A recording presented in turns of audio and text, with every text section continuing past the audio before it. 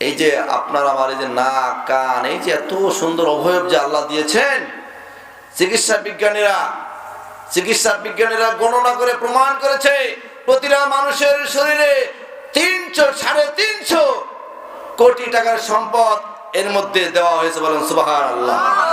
আপনি কয় টাকা দিয়েছেন আল্লাহকে?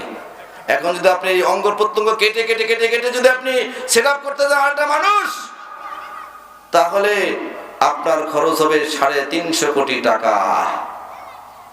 যে আল্লাহ একেবারে বিনা শ্রমে, একেবারে বিনা টাকায় যে আল্লাহ এত বড় নিয়ামত আপনাকে আমাকে দিল, এই নিয়ামতের শুকরিয়া করে শেষ করতে পারবো? কথা বলেন, পারবো?